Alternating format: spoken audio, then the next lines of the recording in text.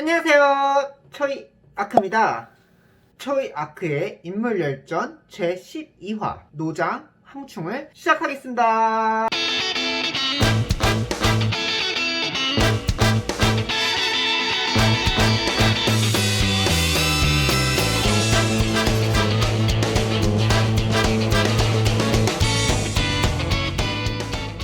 황충, 자는 한승이고요.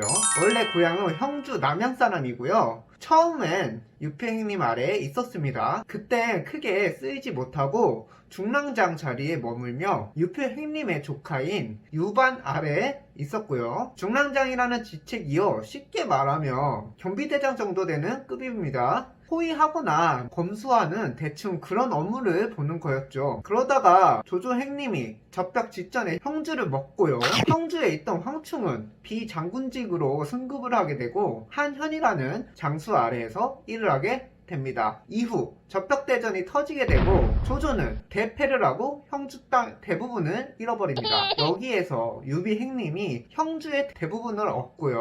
오나라가 그나마 일부를 얻습니다. 이렇게 되니 자신은 형주 사람이고 기세를 보아하니 유비가 예사롭지 않다고 느꼈습니다. 비록 접벽대전은 오나라 중심으로 이루어졌지만 형주를 기반으로 해서 뭔가를 하려는 움직임을 보인단 말이죠. 그래서 여기서 그나마 자신의 능력을 최대한 뽐낼 수 있는 유비 사장님 아래로 들어가게 됩니다. 왜 이렇게 생각을 했을까요? 저였어도 위나라 보시면 황제는 있지만 조조의 힘이 매우 강했단 말입니다. 그리고 인재도 많아요. 이곳은 대기업이야. 그래서 실력도 중요하지만 라인도 타야 하고, 그리고 면접도 1차에서 5차까지 있는 명부상실한 그 당시에 최고의 대기업이었습니다. 오나라 볼까요? 오나라 이곳도 역시 위나라 못지않게 인재들 많았고요.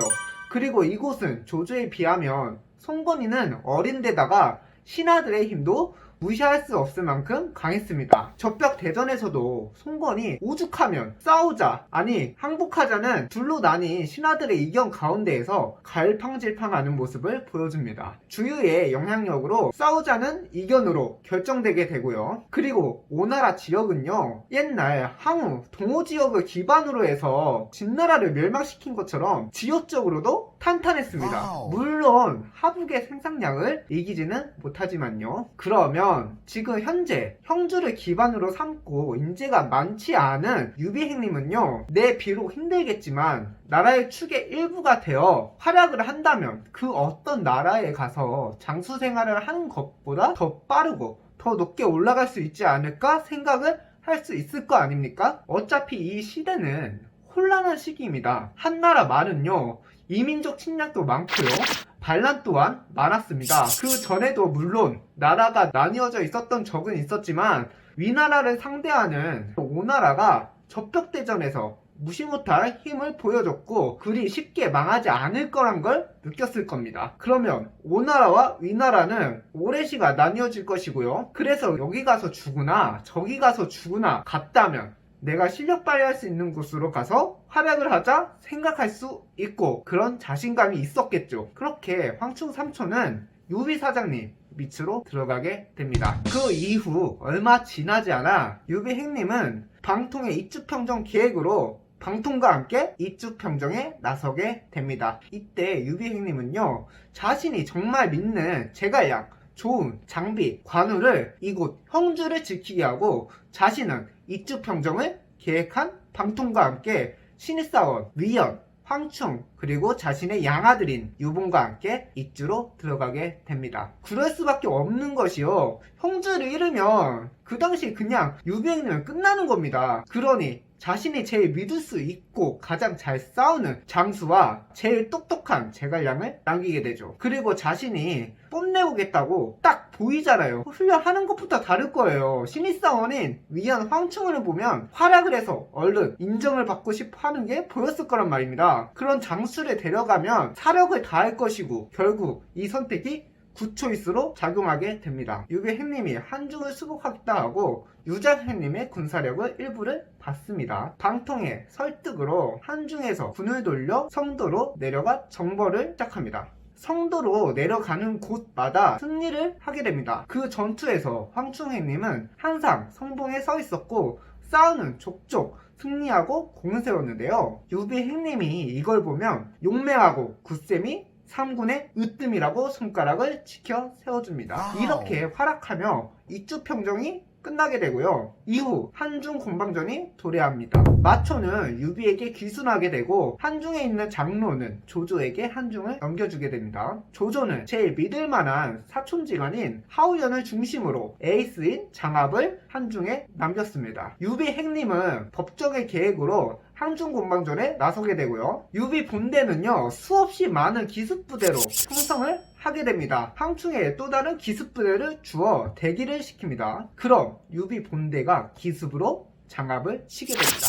안 그래도 기습을 받았는데 아무리 명장인 장압도 수가 많은 기습부대를 보고 고군분투하지만 어쩔 수 없이 하우연에게 구원 요청을 하게 됩니다. 이때 하우연은 유비가 직접 본대를 끌고 기습을 했구나, 그쪽이 주력 군대구나 하고 자신의 병력 반을 구원병으로 보내줍니다. 이것을 계획한 법정은 정군산에서 지켜보고 있다가 이때다 싶어 유비행님에게 알려주게 되고 대기하고 있던 황충에게 끝내버리라는 유비행님의 공격 지시가 내려오게 됩니다. 이때 하우연은 도독이었고요. 장압은 명실상부한 위나라의 에이스였습니다. 법정은 유비 본대로 기습을 해서 장압을 깨 부숴버리거나 혹은 하우연이 장압에게 구원병을 보내 병사가 빠지게 되면 또 다른 기습부대로 하우연을 부숴버리겠다는 계획이었죠.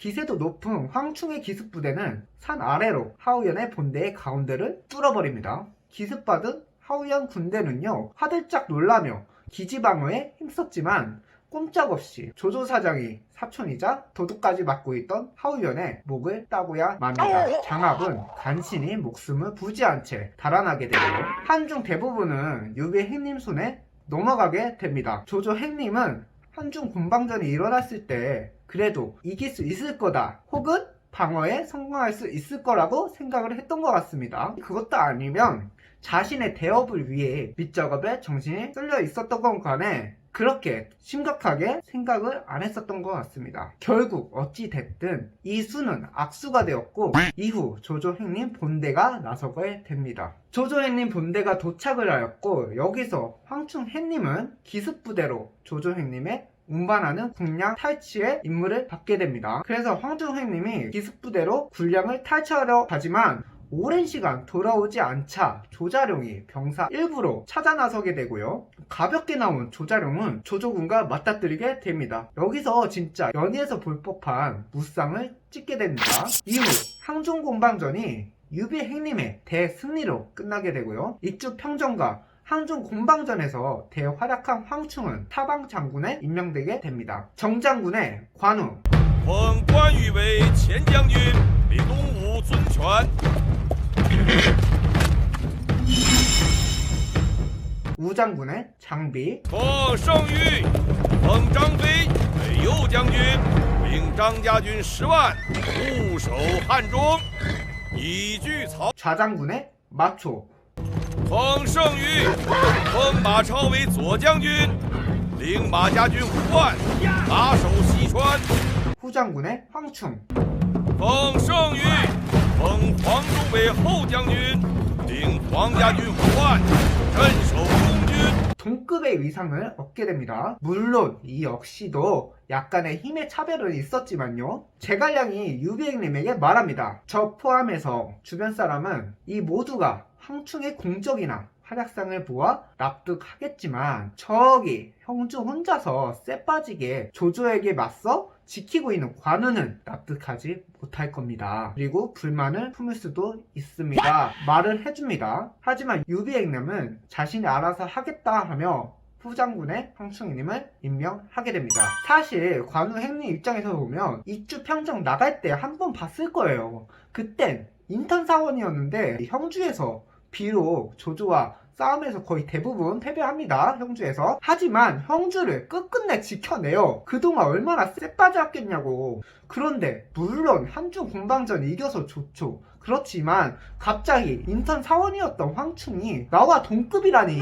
마초도 유명한 군벌이었지만 관우 행님은 제갈량 행님에게 카톡으로 여러 번 의구심을 갖던 사람입니다. 군사 진짜 마초가 유명한 군벌이지만 실제로 그렇게 능력이 뛰어납니까? 이렇게 물어볼 정도로 의구심을 많이 갖고 있었단 말입니다. 그리고 그때 당시는 황충의 이름도 잘 몰랐을 겁니다. 그래서 그 당시 정장군의 지휘를 거절하게 됩니다. 그 간우 행님의 이때 문제의 이런 말을 합니다. 슈발 그지 같네. 나는 노병과 같은 취급을 받지 않을 거예요. 관직을 거절하는데 이때 빛이라는 자가 관직을 내리러 간 신하입니다. 이런 말을 합니다. 항고주. 항고주는요 유방을 말합니다. 유방이 소와 조창을 처음 고향에서부터 죽어라 고생해서 나라를 세울 때까지 노력하고 힘을 썼는데 한신은 초나라에서 도망나와 유방에게 의탁했지만 관직에 있어서는 한신을 제일로 삼았습니다. 이때 소아나 조창이 원망하거나 원한을 가졌다는 말은 듣지 못하였습니다. 유비의 행님이 어떻게 마음속의 평가마저 갖겠습니까? 하지만 이렇게 황충을 높은 신분으로 올리면서 전국의 인재들은 몰려들 것이고 그 힘으로 장차 나라는 크게 될 것입니다. 관우는 이 말을 듣고 깨닫고 임명을 허겁지겁 받아먹습니다. 전관유 링치. 자, 여기서 관우가 노병이라고 말을 합니다. 이 단어로 노장으로 인식이 되게 되고요. 각색이 됩니다. 여기서 노병이란 걸 생각해 보면 자, 202년도에 황충 삼촌은 유표형님 아래에서 중랑장에 오르게 됩니다. 중랑장은 보통 빨라야 20대 때라고 해요. 황충이 220년에 사망하고요. 18년의 시간이 지나 있죠. 202년도에 20대에서 30대였을 때 가정을 하면 220년엔 38살, 48살이라고 쳐보자고요. 그럼 219년에 후 장군의 임명이 되게 됩니다. 이때 50쯤 되지 않았을까 싶습니다. 하지만 장군과 병사는 다르죠. 예를 들어 군대는 여성분들은 잘 모르니 학교로 쳐보겠습니다. 내가 고등학생이야. 근데 교생선생이 왔어. 교생선생님 참 어려 보이죠. 이쁘거나 잘생겨 보이고 어떤 사람에게는 첫사랑이 대상입니다. 누나 같고요. 오빠 같아요. 교생선생님과 5살에서 6살 차이였겠죠? 자, 그럼 고등학생이 대학교에 입학합니다. 요번 21학번이네요. 그런데 복학생형 오빠를 보시면 자, 이 복학생 형님 15학번이래요. 어때요? 그때 어떻게 학교를 다닐 수 있었지? 살아있는 화석이네? 이럽니다. 혹은 군대에서 병사 군번 차이가 5, 6년이면요 엄청 범접할 수 없는 조상님 군번입니다. 1년만 돼도 아버지 군번이에요. 근데 하지만 부사관 27살이면 이제 중사 달았거나 이제 중사 달거나 상사 형님들 행보관 어르신들 보면 그에 비해 생기 넘쳐 보이고 젊어 보입니다. 이처럼 장군은 지휘하는 입장이고요. 병사는 그 지휘에 맞게 움직이고 싸워야 합니다. 50대 때는요 거의 수행이 힘듭니다. 그래서 관우 행님이 필요 없는 병사로 낮추어 말하기 위해 그렇게 말했을 가능성이 큰 것 같습니다. 그리고 황충 행님이 후사가 없었어요. 황설하고 아들이 있었지만 일찍 죽었고요. 이때는 대를 잇는 게 중요하기 때문에 양자도 많이 받았습니다. 그런데 그 양자조차도 없었습니다. 이런 걸로 보았을 때 관우 행님보다는 어렸을 것이고 그렇다고 또 엄청 젊진 않았을 것 같습니다. 다만 지휘 간우로는 한참 더 활약할 수 있었지만 황충 행님은 219년에 후장군에 임명되고 1년 후인 220년에 사망하게 됩니다. 연희에서는 221년에 이릉대전까지 참가하는 것으로 나오나 그 19년에 관우가 죽고요. 그 1년 후인 220년에 황충 또한 사망하게 됩니다. 관우가 죽고 사방 장군은 이릉대전이 일어나기 전에 다 죽고야 맙니다. 황충이 죽고요. 이릉대전이 일어나기 전 장비가 암살당하고요. 마초 또한 요절하게 됩니다. 만약 이릉대전이 일어나고 황충 행님이 살아서 항종 군만전만큼 활약을 보여줬더라면 아니, 그만큼은 아니더라도 참전을 했더라면 과연 이런 대전이 그렇게 끝났을까요? 저는 잘 모르겠습니다. 그리고 황충해님은 이렇게 노장이다, 아니다 할 만큼 아리송한 것이 기록 자체가 많지는 않다고 해요. 그래도 사방장군 중에 후장군인데 말이죠. 다른 우리가 알지 못하는 장수도 별전이라고 해서 그 장수 일대기나 혹은 활약한 내용이 책이 있거나 기록이 있단 말이죠. 근데 그 또한 없고요. 나이에 대한 기록 또한 없습니다. 입사할 때 이력서 당연히 사라진 지 오래고요. 하지만 익주평정, 한중 군방전에서 활약한 내용이나 관직을 받은 기록은 명확하게 기록되어 있습니다. 엄청난 활약을 했다는 내용과 함께요. 그래서 연희에서는 활을 잘 쏘고 노장하면 황충이 생각날 정도로 각색을 하게 됩니다. 자, 여기서 큐! 늙으나 젊으나 능력 좋은 게 짱이다!